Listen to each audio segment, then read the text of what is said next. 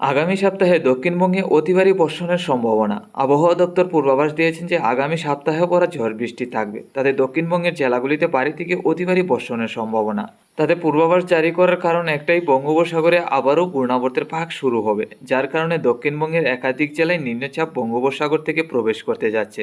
তো বন্ধুরা, আমরা চলে যাচ্ছি লাইভ ট্রেকিংয়ে, দেখে নিচ্ছি কী পরিমাণ নিম্নচাপ প্রবেশ করবে আগামী সপ্তাহ ভরা। আগামী সপ্তাহ রবিবার পর্যন্ত কী পরিমাণ নিম্নচাপ থাকবে। আমরা চলে এলাম সরাসরি লাইভ ট্রেকিংয়ে। আজ 11ই আগস্ট রবিবার 2024। দেখুন, আজকে সকাল থেকে আমরা নিম্নচাপ দেখতে পাচ্ছি দক্ষিণবঙ্গের একাধিক জেলায়। তো প্রথমে দেখে নিচ্ছি নিম্নচাপ আগামী রবিবার পর্যন্ত কী পরিমাণ থাকবে। তো দেখুন, আজকে সকাল থেকে আমরা বঙ্গোপসাগর থেকে দক্ষিণের দমকা হওয়ার সাথে নিম্নচাপ দেখতে পাচ্ছি ত্রিপুরা, বাংলাদেশ, এছাড়া দক্ষিণবঙ্গের একাধিক জেলায়, বিশেষ করে বাংলা জুড়ে আমরা বৃষ্টি দেখতে পাচ্ছি আজকে দিনভর। তাতে উত্তরবঙ্গে শিলিগুড়ি, আলিপুরদুয়ার, গুয়াহাটি সহ নিম্নচাপ আছে।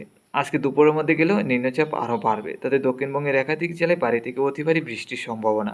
আজকের বিকালের মধ্যেও মোটামুটি নিম্নচাপ থাকবে, তবে রাত্রির দিকে কিছুটা পরিষ্কার হবে দক্ষিণের জেলাগুলি। আমরা যদি চলে যাই আগামীকাল থেকেও কিন্তু মোটামুটি নিম্নচাপ আমরা সকাল থেকে দেখতে পাচ্ছি, তবে মেঘলাভাব থাকলে সকাল থেকে তেমন নিম্নচাপ থাকবে না আগামীকালকে পরিষ্কার হওয়ার সম্ভাবনা আছে দক্ষিণের জেলাগুলির দিকে, বাংলাদেশ এবং আমাদের ত্রিপুরার। দুপুরের দিকে নিম্নচাপ বাড়বে। তারপর 13 তারিখের মধ্যে গেলে আমরা নিম্নচাপ দেখতে পাচ্ছি দক্ষিণবঙ্গের একাধিক জেলায়, বিশেষ করে ত্রিপুরা এবং বাংলাদেশে।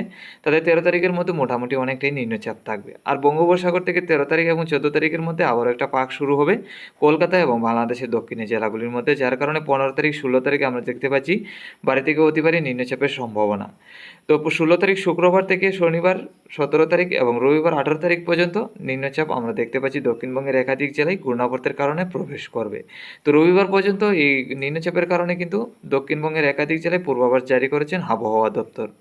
এখন দেখে নিন কী পরিমাণ বৃষ্টি হবে। আজকে সকাল থেকে 12টা পর্যন্ত আমরা দেখতে পাচ্ছি হালকা পাতলা ঝড় বৃষ্টি থাকবে সম্পূর্ণ বাংলাদেশ, আমাদের ত্রিপুরা, এছাড়া উত্তরবঙ্গে শিলিগুড়ি, আলিপুরদুয়ার, গুয়াহাটি, আসামের শিলচরেও।